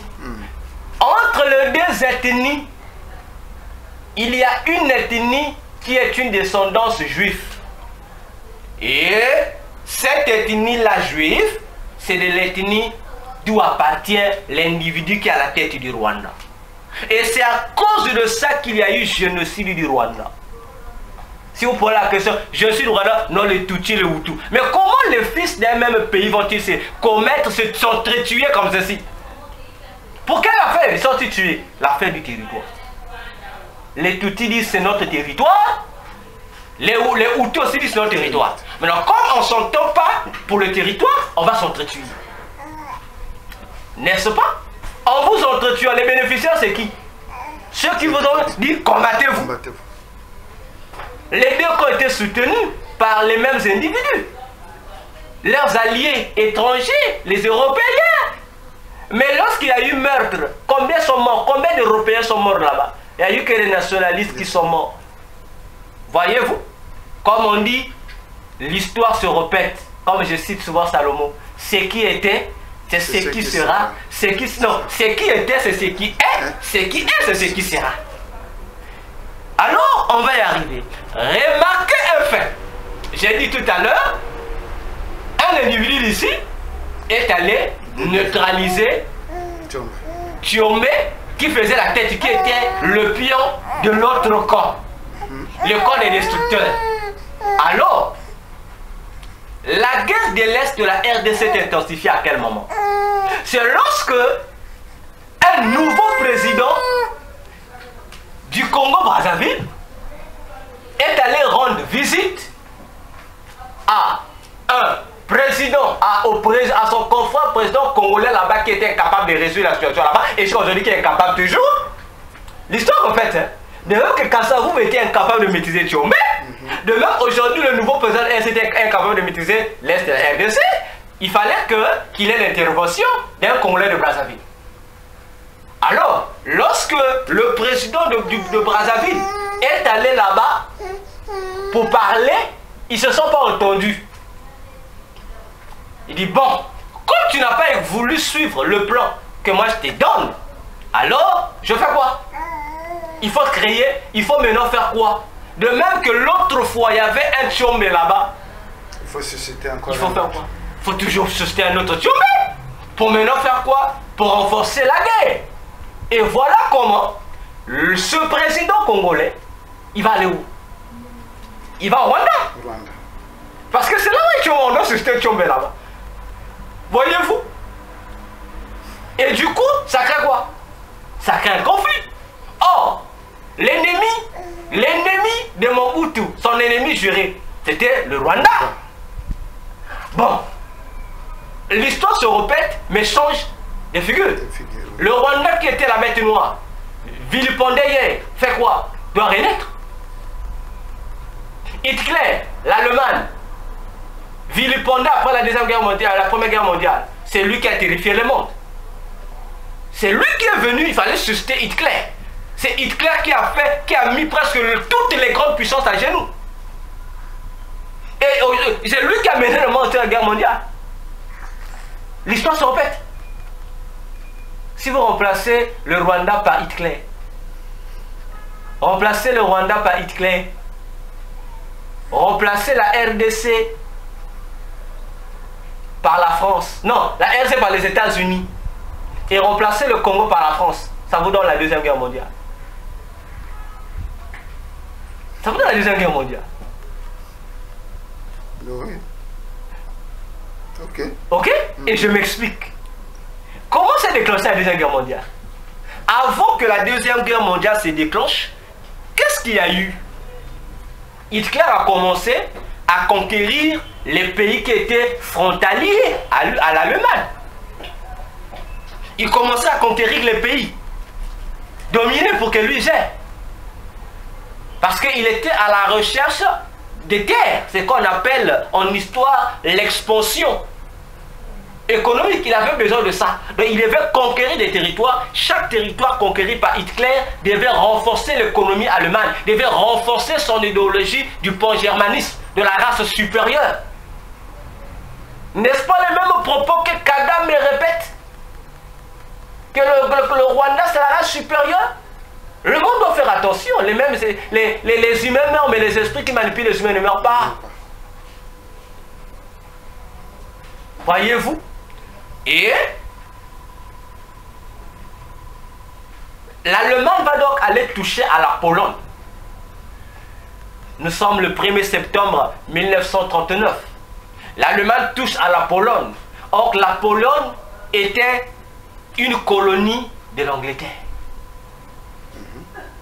Touche à la Pologne, les Anglais déclarent la guerre à Hitler. Dit comment tu veux venir attaquer la Pologne? On te déclare la guerre. Voilà où commence la Première Guerre mondiale, la Deuxième Guerre mondiale. Or, la France est allée de l'Angleterre. La France dit non, comme tu as touché, j'entre dans la guerre. Comme l'Angleterre et les États-Unis avaient des accords, ils constatent que leurs accords économiques sont en train de faillir. Les États-Unis rentrent en guerre. Voilà comment la guerre s'est généralisée. Parce que l'Allemagne a touché un allié, l'autre allié n'est pas d'accord et la guerre s'est éclatée. Et toutes ces nations, c'était la guerre de tous contre un. L'Allemagne n'avait aucun allié. Le seul allié que l'Allemagne avait, c'était elle-même l'Allemagne. Mais c'était le reste du monde contre l'Allemagne. Seul contre tous. Ok. Maintenant, remarquez comment Satan a modifié le plan. Il prend, au lieu que la guerre soit entre l'Allemagne et l'Angleterre, qu'est-ce qu'il faut avant? On se dit, le Rwanda est colonisé par les Belges et colonisé par les Allemands. Donc la langue, s'il faut dire, la langue coloniale parlée, qui devait être parlée au Rwanda, devait être soit leur langue, comment on appelle ça, le belge, ou le français belge, ou soit l'allemand. Mais ce qui est curieux, la langue officielle, comme on dit, qui est parlée au Rwanda, c'est l'anglais. On se pose la question, quelle magie? Donc, on a incorporé l'identité conflictuelle de l'Angleterre et de l'Allemagne à l'intérieur d'un seul individu. Donc, le Rwanda devient à la fois l'Angleterre et à la fois l'Allemagne. Maintenant, il reste deux pays. Les États-Unis et la France. Puisque le point focal entre la France et les États-Unis, c'est l'Angleterre. L'Angleterre est retirée de la partie. Ça veut dire que, donc, on reste face à face. Donc, le Rwanda, qui est l'Allemagne, se retrouve face à la RDC, qui est les États-Unis, et face au Congo-Brazzaville, qui est la France. Le point qui devait faire que la France puisse se fâcher contre le Rwanda est dans le Rwanda. Alors, la France ne peut plus faire la guerre. La France devient amie. Puisque son ami est avalé par le Rwanda. Donc la France, donc le pays qui représente la France, le Congo par exemple, doit faire l'amitié avec l'autre pays pour continuer à bénéficier des avantages qu'il bénéficiait à côté de l'Angleterre. Alors, l'autre pays qui reste seul, les États-Unis, habillés dans la République démocratique du Congo, se retrouvent seuls. Plus d'alliés. Plus d'alliés. Ils se retrouvent seuls. Les alliances ont changé. Ah, lorsque la Deuxième Guerre mondiale a poussé, les États-Unis et la France et les Anglais ont trouvé un nouvel allié qui était la Russie. N'est-ce pas? Oui. Et c'est la Russie qui est rentrée en guerre pour donner encore du tonus à la guerre et à la victoire. Mais regardez encore comment Satan a joué les dés. Il prend la Russie, il met la Russie du côté, de quel côté va mettre la Russie? Il met la Russie du côté du Rwanda. Donc, le Rwanda devient comme une superpuissance. Il est allié avec les Anglais, il est allié avec les Allemands, il est allié avec la Russie. Qui va le toucher? Qui va le toucher? Ce n'est pas pour rien que le Burkina Faso, avec le fameux capitaine Ibrahim, je ne sais pas comment vous l'appelez, Traoré, qui a foutu du bruit, je vous avais dit, ne suivez pas ce beau discours, c'est la tromperie. Qui a dit, je dois rompre avec les Occidentaux. Mais il est allé signer avec la Russie. La Russie est qui? C'est un Africain. Et lors du sommet, le fameux sommet dans lequel les aveugles ont vu au capitaine Ibrahim Traoré, le sauveur, parmi, on l'a même appelé Sankara. Qu'est-ce qu'il y a dans ce sommet? Que la Russie, c'est un frère. Parce que depuis quand la Russie est le frère des Africains? Quel rapport? Ils ont signé les pactes avec la Russie. C'est la Russie qui va renforcer l'économie. Et vous venez nous parler, l'Afrique doit se développer sans les Européens. Oh. Mais l'Afrique doit se développer sans les Européens parce que toi qui dis, tu limoges, non je ne veux pas les Français, je vais faire les États-Unis, mais tu es resté avec la Russie. La Russie est qui? Vous voyez comment? Tu n'as rien fait. Tu n'as rien fait en fait. On appelle ça jouer avec la mentalité des ignorants. Et ceux qui l'acclament ne seront pas contre, il va les détruire parce que, regardons encore le pire. Le même Rwanda qui détruit là-bas en RDC. Mais c'est auprès du même Rwanda que le capitaine Ibrahim Traoré va encore faire une alliance pour donner au Rwanda l'opportunité de former l'armée de Burkinabé. Maintenant, on se pose la question. Ça, c'est quelle manière ça? Où est le salut? Où est Sankara? Est-ce que ce capitaine incarne-t-il Sankara? Parce que le Rwanda qui aujourd'hui fait parler sur le plan international, toi tu vas livrer la fameuse armée qui doit servir le Burkina Faso pour amener le Burkina Faso à être un pays développé. Tu vas donner au Rwanda, c'est Rwanda qui va former tes militaires. Ça veut dire que tu donnes ton territoire. Mais exactement. Tranquillement, tu leur donnes de gérer le territoire. Parce que c'est moi qui forme ta garde. Est-ce que cette garde va encore m'empêcher de rentrer? Voyez-vous? Donc je suis déjà partenaire de ton territoire. Exactement. C'est là lorsque le docteur Verasté parle, les gens ne comprennent pas. Je ne suis pas prophète. J'ai dit des choses que le prophète devait dire. Et c'est pourquoi le Rwanda, comme il devient l'instrument utilisé pour aider le monde des ténèbres à procéder à la modification des limites géographiques, il faut qu'on l'utilise lui.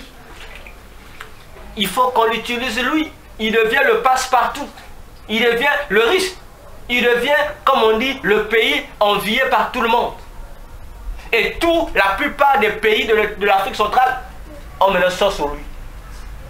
Il y a un problème. Et ce n'est pas étonnant s'il se retrouve aussi chez nous, au Congo, Brazzaville. Et on se demande, et la question pullule, qu'est-ce qu'une Rwandaise comme Françoise Joly fait-elle à côté de notre président? Même le garde du corps est mis en arrière.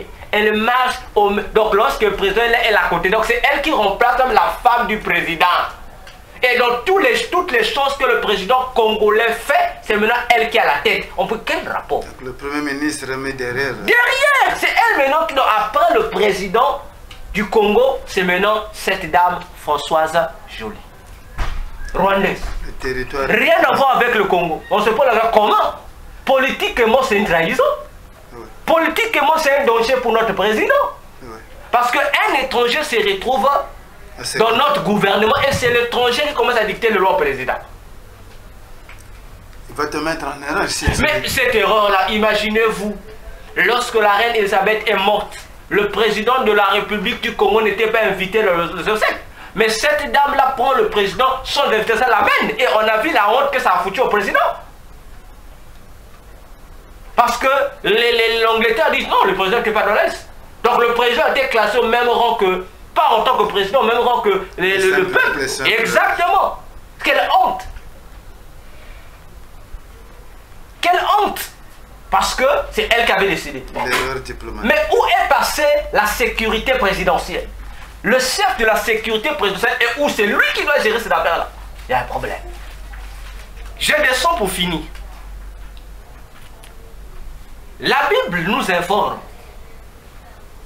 Il y a eu quelqu'un, un hébreu, qui a quitté son pays, Shichem, pour se retrouver en Égypte.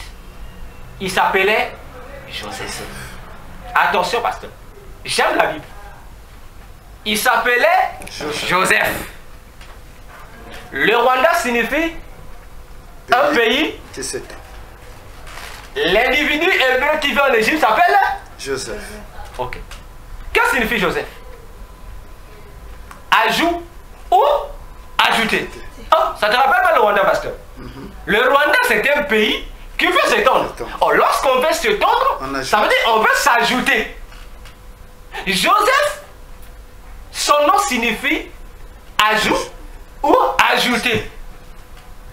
Pasteur Malem, on va aller. C'est ici qu'on va terminer. Dans notre intro. Parce que dans cette conférence, la destinée prophétique comme à la vie, on va dire des choses qui blessent et des choses qui amènent à la mort. On va les dire. Il faut que le Congolais sache au moins dans leur tête que l'évangile doit toucher à la politique.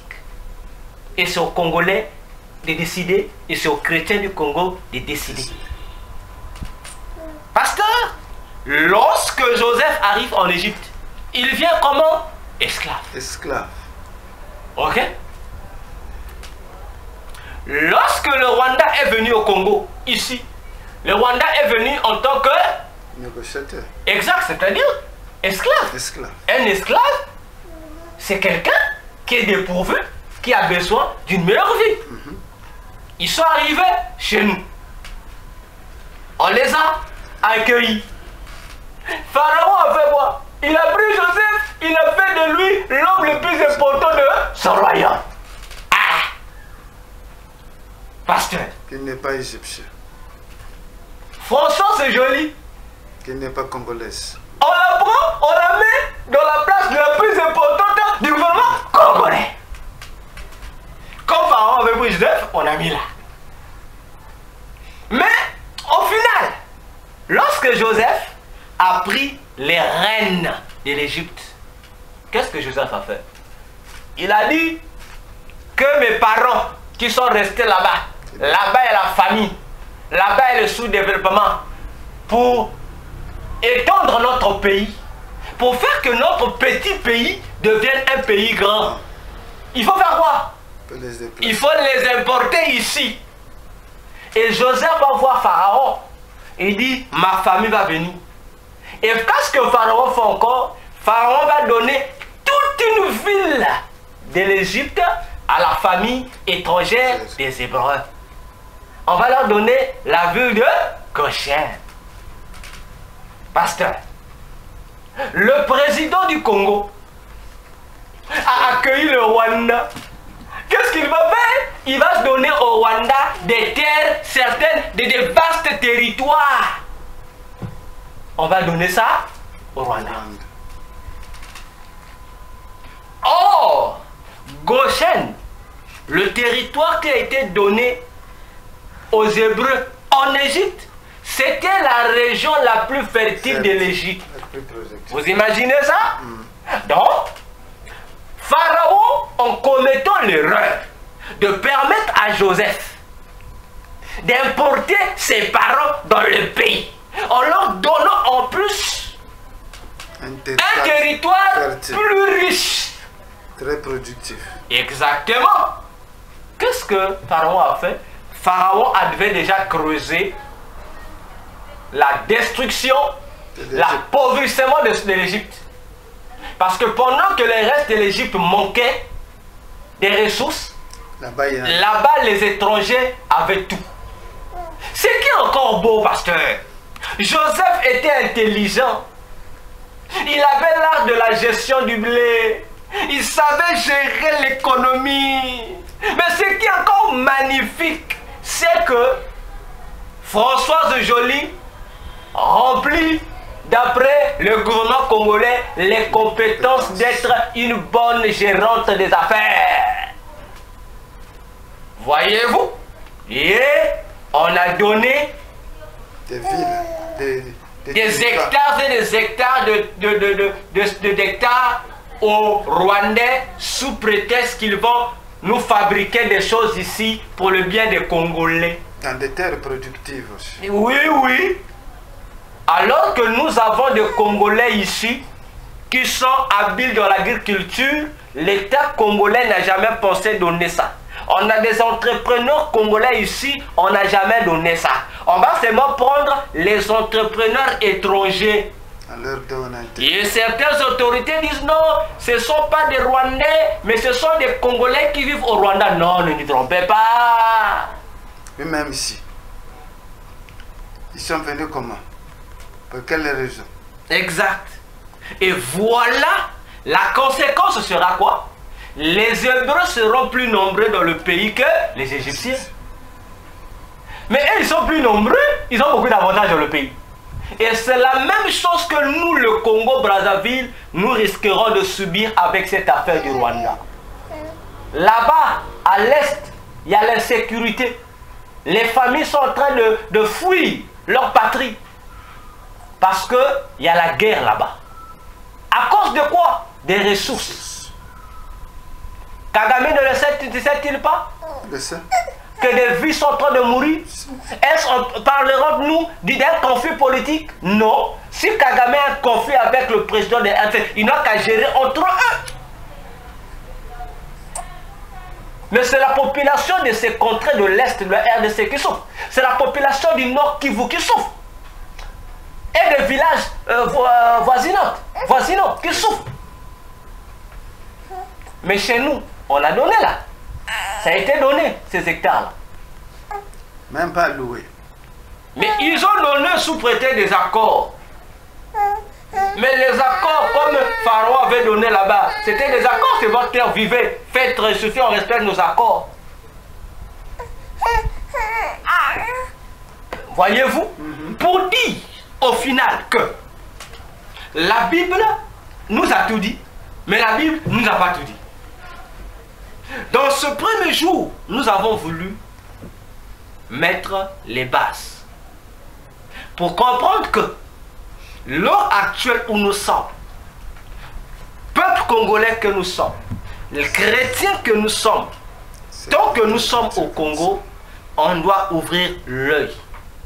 On doit comprendre où va notre pays.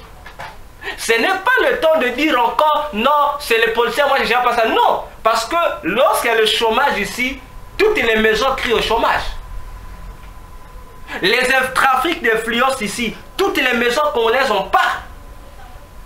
Les sécurités qui pullulent dans le pays avec le phénomène des bébés noirs, tout le monde en parle. Les pénuries du carburant ici, ça frappe tout le monde. Aucune église ne dira que ça ne touche pas ses brebis. Aucun pasteur ne dira que ça ne touche pas, ou ça ne touche pas un membre de sa famille, ou ça ne touche pas une brebis qu'il paie dans son église, à moins qu'il soit monteur. Et ça doit interpeller les Congolais. Ça doit interpeller les hommes d'église. Parce que notre nation, le Congo-Brazzaville, est en danger.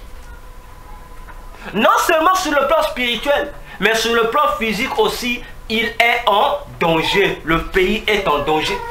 C'est aux hommes de Dieu que nous sommes de sensibiliser la population. Pour dire à la population, ne dormez pas, regardez ce qui se passe. Et ce qui va se passer. Avant que les terres là soient cédées, les habitants qui sont là-bas, ils ont été victimes d'une maladie. Un mauvais palu qui a frappé. Un palu qui a tué beaucoup de vies dans ce territoire-là. L'État congolais a créé des raisons. Non, c'est l'eau, c'est l'eau. Mais le peuple a dit, depuis que nous sommes ici, c'est la même eau que nous vivons. Mais cette maladie-là où tu attrapes un palu bizarre, une diarrhée bizarre, ça te conduit à la mort. Ça, c'est quelle diarrhée, ça? Et lorsque le peuple de ces contrées se sont levés, la diarrhée a pris fin. La vie est devenue normale. Et quelques temps après, les territoires sont maintenant aménagés. Mais pourquoi cette destruction? On comprend que c'est une manipulation. C'est une attaque que le Rwanda utilise. Si en RDC, il crée la guerre pour piller les richesses d'autrui. Mais ça ne nous étonne pas de dire que cette diarrhée-là, ça faisait partie du jeu. Voyez-vous, nous sommes chrétiens, nous prions, mais la Bible dit, le chrétien c'est un homme juste. Et un homme juste, c'est un homme droit. Parce que le vrai amour est juste. Il faut que nous puissions aimer nos pays. On doit aimer nos pays parce que lorsque nous disons Dieu bénis-nous, Dieu va te bénir comment? C'est au moyen de ces mêmes ressources. Mais si ces ressources-là sont braquées, sont pillées par les étrangers, quelle bénédiction tu auras? Tu n'auras pas de bénédiction. Si ce sont les étrangers qui commencent à occuper nos espaces d'activité, nos enfants vont travailler où? Nous-mêmes, nous allons travailler où? Si déjà notre port n'est géré par un étranger, par un Libanais, si déjà les boulangeries du Congo sont gérées par un étranger, mais comment on va vivre dans un pays où nos bases vitales sont gérées par des étrangers? Nos bases vitales sont gérées par des Joseph. Or, Joseph était un Hébreu. Il y a un problème. Il y a un problème. Vous vous imaginez, pasteur? Il y a un problème. C'est le message que les églises doivent sensibiliser. Pour dire, nous devions sauvegarder les peu de richesses qui nous restent. On a déjà volé presque 80% de ces richesses. Il nous reste qu'un peu. Le peu qui nous reste, nous Congolais et nous chrétiens congolais, on doit se battre pour conserver ça. Sinon, on va se retrouver comme Israël, les Ammonites et les Madianites ont tout pillé. Et vous allez encore vous plaindre. Ah Dieu, Dieu non. Ça veut dire que derrière les Rwandais, les colonisateurs, ils sont là. Un jeu. Mais bien sûr. Ils risqueront même de dire que bon, ils vont faire semblant d'enlever l'ancien président pour remplacer un autre. Mais exactement. Voilà. Exactement. Parce que c'est ça le souci. Pharaon avait cédé le pouvoir à Joseph. Il ne gérait plus. On ne parlait plus de Pharaon. Non, Joseph. C'est Joseph qui gérait tout. Joseph maîtrisait l'Égypte mieux que Pharaon. Parce que Pharaon s'était trouvé fatigué. Attention, il s'était trouvé dans le repos. Joseph était jeune. Il avait la vigueur. François, c'est joli. Elle est jeune. Elle a encore la vigueur. Et les ambitions. Exact. Voilà l'ingratitude de Joseph. Qu'est-ce qu'il va faire? Il va dire à son peuple, lorsque je vais mourir, déterrer mon cadavre, c'est aller enterrer ça, c'est moi. Oh, Joseph, avec tous les honneurs qu'on t'a donné l'Égypte. Il dit non, moi j'ai réussi, ramenez-moi chez moi. Mais, vous me dites, mais ce qui appartient au Rwanda repartit au Rwanda. Et le pasteur doit prendre conscience, parce que c'est le Rwanda avec Paul Kagame qui a commencé à fermer les églises au Rwanda là-bas pour imposer que toi, pasteur, si tu n'as pas un diplôme en théologie, tu n'as pas le droit d'être pasteur. Et plusieurs églises ont fermé il y a quelques années au Rwanda. C'est Kagame qui a décidé. Mais il a quel pouvoir de s'imposer sur l'église? Sur l'église. Pour venir imposer au pasteur la théologie. Quel rapport ça a la théologie avec la parole de Dieu? Quel rapport? Et c'est le même individu maintenant qui vient chez nous. Et les hommes de Dieu l'acclament. On dit c'est diplomatie. Non, accord économique. Mais le diable n'agit que dans les accords économiques. Voyez-vous, le diable n'agit que dans les accords économiques. Et il vient, il vous détruit et vous êtes perdus. Pour dire, dans cette conférence, nous allons nous dire des vérités. Dans cette conférence, nous, tout le long de cette conférence, nous allons nous dire des vérités entre Congolais et Congolais et entre chrétiens et chrétiens. Parce que il faut sauver le pays. Il faut sauver le pays. Lorsqu'il n'est pas trop tard. Non. Avec tout ce qui est déjà mis en place. Ce qui est bien avec Dieu, c'est qu'avec Dieu, il n'est pas trop tard. Amen. Lorsque nous associons le mécontentement à la prière, Dieu va agir. Ces plans risquent d'être retardés, d'être modifiés. S'il était prévu, peut-être que 100 millions de personnes meurent. Dans les 100 millions, notre prière et notre action risquent de réduire les morts peut-être à 500 000 seulement. Et c'est déjà une victoire pour nous. Voyez-vous? Voilà pour dire, je finis ici, pour dire aux chrétiens du Congo-Brazzaville, pour dire aux chrétiens qui sont à la diaspora, ce n'est plus le temps de rêver, c'est le temps de sensibiliser le peuple congolais de Brazzaville sur le danger qui nous guette, sur les dangers qui guettent notre nation. Si nous ne faisons pas attention, nous allons continuer à être marginalisés par les politiciens véreux de ce pays. Lorsque les politiciens échouent, eux qui sont les gardiens de la nation, lorsqu'ils échouent dans leur mission, il ne reste à la nation qu'une seule garante, qu'une seule gardienne qui est l'Église. C'est l'Église. Et si l'Église faillit, c'est fini. La nation tombe dans une catastrophe vertigineuse. Et c'est là que c'est le pire. Dans un pays où l'Église n'a pas un mot à dire, c'est un danger. Où l'Église ne sait que féliciter, l'Église ne sait pas condamner les exactions, c'est un danger. Dans un pays où l'Église tremble devant le président de la République, c'est un problème. Si les pasteurs se disent c'est eux qui cachent le feu, si les pasteurs disent que non, c'est eux qui piétinent la tête de Satan, mais je pense que le président de la République n'est pas plus puissant que Satan. Si toi, pasteur, tu as la capacité de chasser les démons, tu as la capacité de faire comme Béni Hinn, de faire comme Marcelo, de faire comme Toby Joshua, de prendre ta veste et de lancer comme ça, il y a des milliers de personnes qui tombent. Ça veut dire que, pasteur, on a besoin de toi devant la ligne de front. Que tu prennes ce manteau, que tu te tiennes devant le politicien de ce pays, que tu lances seulement le manteau, qu'il tombe. L'affaire est réglée. Mais si toi tu fais tomber seulement les gens et que tu trompes devant le président, on doit te revoir parce que tu as un souci. On doit te revoir parce que tu es un serveur, tu es un bandit. En fait, tu es un Simon le magicien. Voilà. Voilà pour la journée d'aujourd'hui. Ce n'était qu'une introduction. Donc, si le Congo est une nation prophétique, alors les serviteurs de Dieu doivent bien vérifier. Exactement, pour voir. Parce que, comment, d'où part donc cette révélation en tant que nation prophétique si cette nation est vendue? Exactement, c'est même ça le mot. Si cette nation est vendue, où est le prophétique déjà? À moins que ce prophétique n'est pas pour source Dieu, mais un autre individu.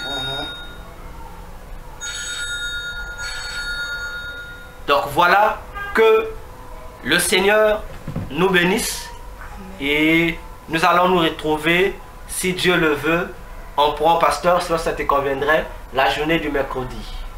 Donc le soir. Mercredi soir. D'accord. D'accord. Mercredi soir. Exact. Alors, nous disons à tous, au revoir, au revoir. Frère Shadrach, tu es avec nous?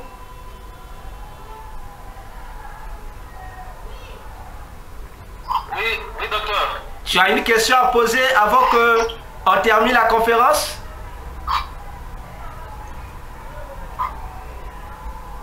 Ok. D'accord. Alors, si tu as une question, nous t'écoutons. D'accord. En fait, j'avais une question sur ceux qui ont colonisé les anciens par rapport à l'Allemagne et tout, le Rwanda. Là. Oui. Je n'ai pas très bien saisi la partie. D'accord. Pasteur, vous pouvez expliquer? Non, explique. Le Rwanda a été premièrement colonisé par l'Allemagne.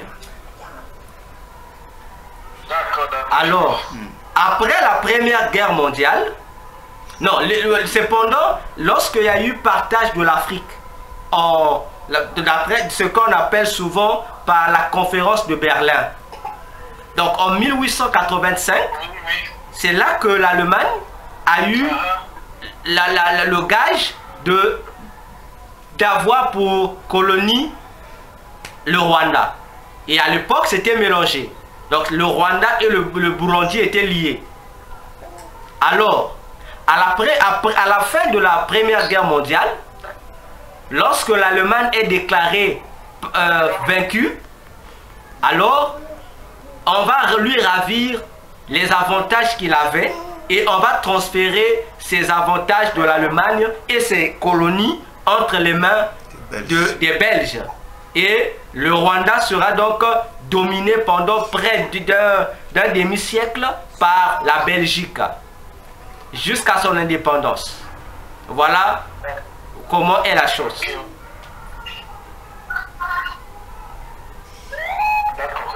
D'accord. J'ai bien compris maintenant. Exact. Ok, donc je pense que nous avons terminé. Pasteur, vous pouvez faire la prière pour nous recommander au Seigneur. Béni sois-tu, Seigneur, notre Dieu, qui apporte la connaissance. Ainsi, Yahweh, Seigneur, notre Dieu, en ce premier jour, début de cette conférence, merci pour cette première partie. Merci pour les éclaircissements donnés, Seigneur notre Dieu Tout-Puissant, concernant presque toute la vie et les manipulations du monde de ténèbres au travers de la politique. Alléluia. Éternel notre Dieu, aide-nous encore. Aide-nous, Seigneur. Afin, Père éternel notre Dieu, que nos cœurs souffrent à la recherche de cette connaissance. Alléluia, Jésus. Non pas dans le but de vouloir faire mal, mais pour apporter l'évangile. Pour le salut, justement, Seigneur notre Dieu, des âmes et des nations, et notamment de notre nation. Alléluia.